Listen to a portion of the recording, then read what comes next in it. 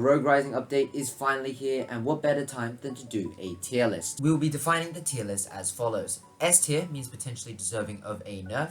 A tier means you're above average rogues that you'll mainly see in most games. B tier are just your average rogues that have some situations in which they shine, but they're mainly just average. C tier are your below average rogues and may just be picked as counters or flex picks towards other rogues. And D tier is potentially deserving of a buff. Anvil is first, and he is a tank with 5 out of 5 toughness and 1 out of 5 speed. Pair that with his bulletproof and he now has 8 out of 5 toughness. Overall, Anvil shines in survivability as a defender. While he may not be able to get to power positions fast enough, his survivability definitely makes up for it. Due to the fact that he's also known as the retake king, he actually has a lot of tactical value that he can add towards the team. However, he is a big target for the attacking team, which is why Anvil is more of an A tier rogue rather than S tier rogue, mainly because of how the rogue company community is reacting towards him. Cannon is up next, and he is honestly fairly decent. He has a good perk set and good speed and toughness. However, his passive isn't really used that well, and his ability as well. His ability can easily be countered by things like snipers, EMPs, or even Glitch's hack ability, and so therefore Cannon really has a lot of counters towards him as well, and so therefore Cannon is just going to sit in the average B tier. Chak may be one of the best rogues this season. He has 2 out of 5 speed and 5 out of 5 toughness. This makes him have the same speed and toughness as Cannon. However, he also has Energize, which allows him to get his extra 75 health 75% faster. On top of that, he has Life Drain and Replenish, which allows him to move onto fights a lot faster and have a lot of momentum.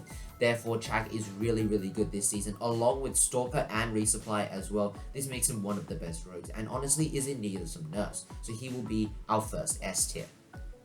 Dahlia is honestly a bit underwhelming in the Rogue Rising update. She's had her smoke grenades replaced with active protection systems, and that really is detrimental towards her support playstyle. Active protection systems are more for campy people and trying to set up in a defensive line, but Dahlia isn't really that person. She needs to be aggressive, something like a Lancer, or if she does pair with an Anvil, then for sure the active protection system works, but the smoke grenades would always be there to also stop a push if need be, and therefore Dahlia is a bit underwhelming this season, also with average speed and toughness, and so therefore Dahlia is just going to sit in the average B tier.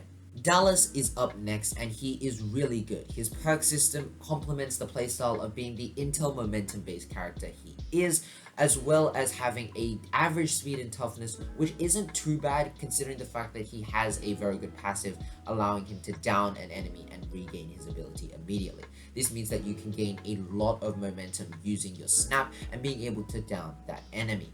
His incendiary grenades and EMP grenades are average, but they do the job very good, and so therefore Dallas is just going to be in the A tier.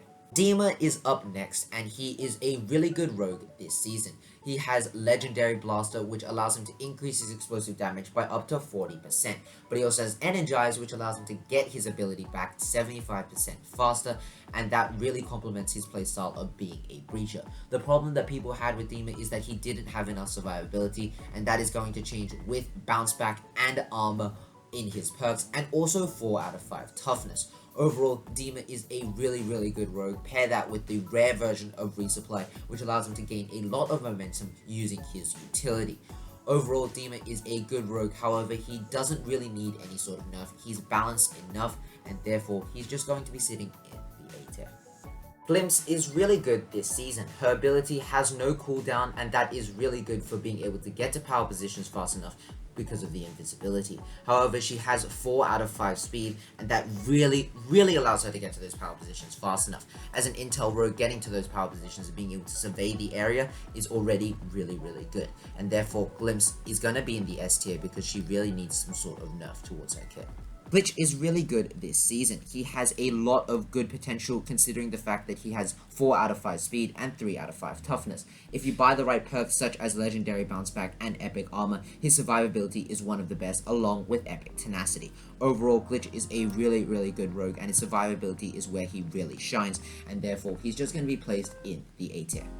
Kestrel may be one of the best rogues in the game. She has Energized, which allows her to use her drones a lot faster, and pair that with her passive, which allows her to get more money faster. You'll be able to get Energized faster, and then be able to use your abilities a lot faster.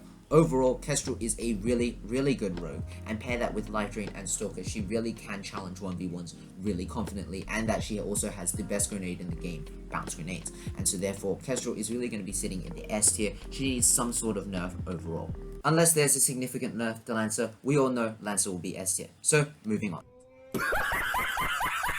In all seriousness though, Lancer is really good. She has legendary life drain, which means she'll be able to move into another fight a lot faster, and she also has epic padded steps and epic energize, which means she'll be able to pull off those flanks a lot faster as well. Pair that with her rare version of resupply, Lancer is really good. So she really does deserve to be in the S tier. Quick note also that evade has now been changed to nimble hands in the Rogue Rising update. Mack is really good this season. He has 2 out of 5 speed and 4 out of 5 toughness. Whilst this may seem a bit average, he does have 150 HP if you do pick up the rare version of armor, because you can also pair that with your passive.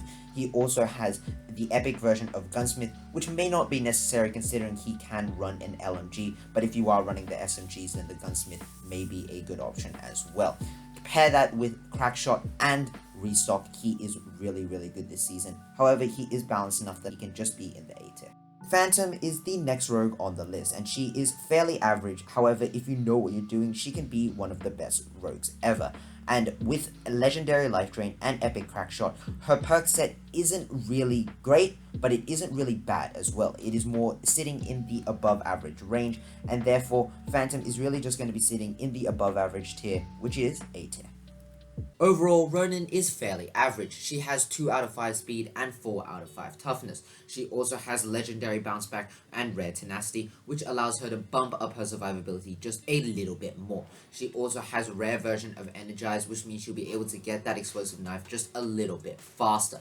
However, Ronin is just fairly average because anything that she can do, many other rogues can do better, and that is something that you do have to take into account. The only thing that she really shines in is not being able to be revealed, and that is just her passive, so she's really just going to be sitting in the B tier, mainly because other rogues can overshadow her. Runway is one of the best rogues in the game. She has 2 out of 5 speed and 3 out of 5 toughness. Whilst this may seem a bit basic, she does have energize, which allows her to get her ability back 75% faster. Considering that her ability allows her to gain more utility, that basically means that you are gaining more utility 75% faster. On top of that, she has 25 extra armor as well as epic stalker. This really just makes her a really good rogue in being able to push 1v1s, especially with the utility that you have. But she can also be a very good support character with those epic helping hands, and so overall, Runway is one of the best rogues, if not the best rogue in Rogue Company currently, and she is going to be sitting in the S tier.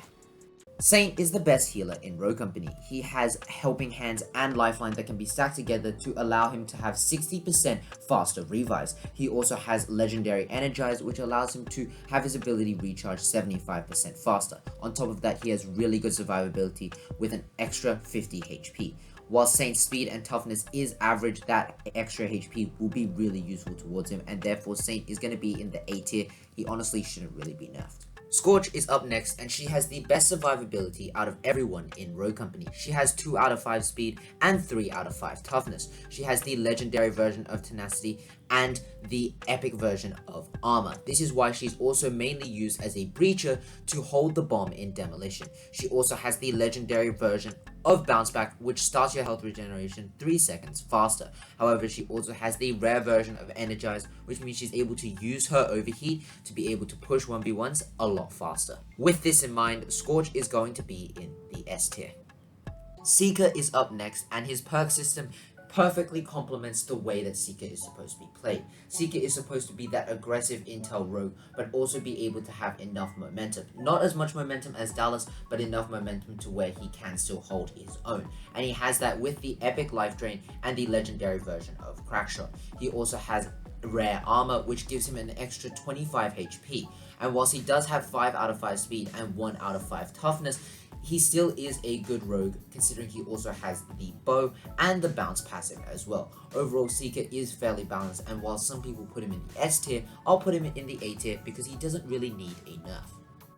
Sigrid is up next, and she has really good survivability with 3 out of 5 toughness, but pair that with bulletproof, she actually has 6 out of 5 toughness. Sigrid also has life drain, which allows her to gain a lot of momentum. On top of that, she has energized, which allows her to gain her shield 30% faster. For a breacher, you need to have good amounts of survivability, and that is something that Sigrid can show currently, and therefore Sigrid is going to be in the S tier. She is really deserving of a nerf, maybe replacing bulletproof with something else. Switchblade overall is a fairly underwhelming rogue. She has 1 out of 5 toughness and 4 out of 5 speed. She also has the rare version of life drain and the epic version of bulletproof, and those are the main takeaways from Switchblade.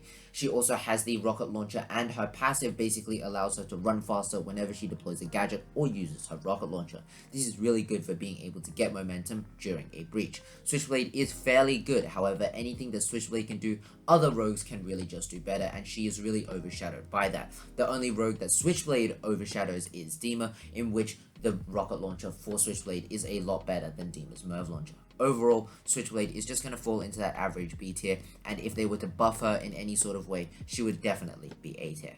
Talon is up next, and he is a good rogue. He has 5 out of 5 speed and 2 out of 5 toughness. Pair that with his legendary tenacity, which reduces melee and explosive damage by up to 50%, he now has 12 out of 5 toughness against explosives. This is crazy. Pair that with his legendary version of Crackshot, which increases headshot damage by 15%, and also on top of that the rare version of Armor, which gains 25 extra HP. Overall, Talon is a great rogue and fairly balanced at the same time, and therefore he deserves to be in the A tier.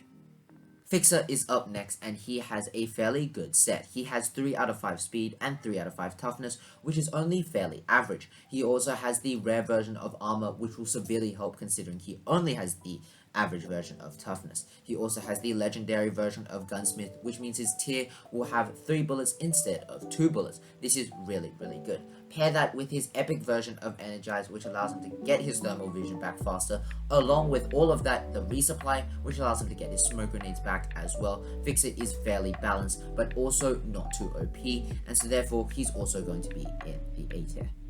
Trench is a fairly good rogue. He has 2 out of 5 speed and 4 out of 5 toughness. Pair that with his 75 armor, he is actually a fairly good rogue. He also has the legendary version of Energize, which allows him to basically gain his ability back to 75% faster. On top of this, he has the rare version of Resupply, which allows him to get his gadgets back faster, and therefore overall Trench is going to be a very good rogue, and he's going to be in the A tier. Umbra is up next, and he is actually a fairly good rogue. He has 4 out of 5 speed and 2 out of 5 toughness. He can also gain a lot of momentum with that epic life drain and epic replenish combo, along with the rare version of Hunter being able to give that little bit more intel, along with the legendary version of Crackshot, which increases headshot damage by up to 30%. He also has the rare version of Stalker, meaning that Umbra can really challenge those 1v1s fairly well as well, and not to even mention his passive, which gives him an extra 5 HP for any sort of participation in an elimination. Overall, Umbra is in real need of some nerfs, and so therefore he's just going to be in the S tier. Vi is last but definitely not least. She has 4 out of 5 speed and 2 out of 5 toughness like Umbra. She also has the legendary version of Volatile, which increases potency of her poison of damage over time by up to 45%. She also has the epic version of Energize, which means that she is able to have her poisons back 20% faster. On top of that, she has the epic version of Bounce Back. Pair that with Bulletproof, she really has good survivability, and pair that with Resupply, her utility is very good, and the ability to replenish your utility is also very good as well. Overall, Vi is one of the best rogues in the game and is in dire need of some nerfs like Umbra, and so therefore she is going to be in the S tier.